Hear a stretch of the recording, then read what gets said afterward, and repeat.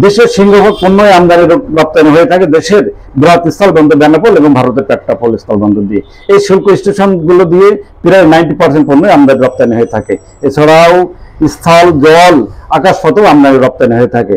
ঈদের সরকারি ছুটি সহ সাপ্তাহিক ছুটি মিলে টানা 9 দিন বন্ধ থাকছে দেশের বিভিন্ন শুল্ক স্টেশনগুলো। আমরা দেখাবো ভারতের পেট্রাপোল এবং বাংলাদেশের বেনাপোল শুল্ক স্টেশনের কিছু চিত্র, জানাবো, শোনাবো বিস্তারিত। টানা 9 দিন বন্ধের কবলে পড়েছে দেশের বৃহৎ স্থল বন্দর বেনাপোল সহ দেশের অন্যান্য শুল্ক স্টেশনগুলো। ফলে দুদেশের বন্দর অভ্যন্তরে আটকা পড়েছে সহস্রাধিক পণ্যবাহী ট্রাক। শবে কদর, ঈদ উল ফিতর এবং সাপ্তাহিক ছুটি সব মিলে টানা 9 দিন ছুটির ফাঁদে পড়লো দেশের বৃহৎ স্থল বন্দরগুলো। গত বৃহস্পতিবার সন্ধ্যার পর থেকে এই ছুটি শুরু হয়েছে। তবে এই সময় পাসপোর্ট জাতি যাতায়াত থাকছে স্বাভাবিক।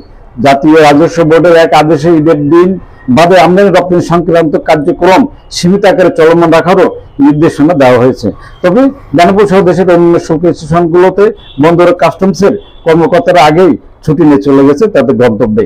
বেনাপোল শুল্ক ভবনের কাস্টমস কার্গো শাখার রাজস্ব কর্মকর্তা আবু তাহির বলেছেন, এবার 31 মার্চ সোমবার ঈদ উল ফিতরের তারিখ ধরে এর আগে পরে 29 এবং 30 মার্চ এবং 1 ও 2 এপ্রিল 4 দিন ঈদের ছুটি ঘোষণা করা হয়েছে। ঈদের ছুটি শুরুর আগে 28 মার্চ পড়েছে শুক্রবার। শবে কদরেরও ছুটি সেদিন। বৃহস্পতিবার কাজ হয়েছে কম, অনেকে আগেই চলে গেছে ছুটিতে। 3 এপ্রিল বৃহস্পতিবার নির্বাহী আদেশে ছুটি ঘোষণা করা হয়েছে। পরের 2 দিনে সাপ্তাহিক ছুটি থাকছে। সেই হিসেবে 28 মার্চ থেকে 5 এপ্রিল পর্যন্ত টানা 9 দিনের ছুটিতে থাকবে সরকারি চাকরিজীবীরা। বুধবার ছিল স্বাধীনতা দিবসের ছুটি। সব মিলে আগামী 6 এপ্রিল বুধবার থেকে চালু হবে পোর্ট। টানা ছুটির কারণে ট্রাকের জট বাড়বে বলে আশঙ্কা করেছেন বন্দর সংশ্লিষ্টরা। ছুটির এই কয়েকদিন কাস্টম এবং বন্দরের কাজ বন্ধ থাকলেও যাত্রী পারাপার স্বাভাবিক থাকবে বলে জানিয়েছেন চেকপোস্ট ইমিগ্রেশনের ওসি ইমতিয়াজ আহসান ভূঁইয়া।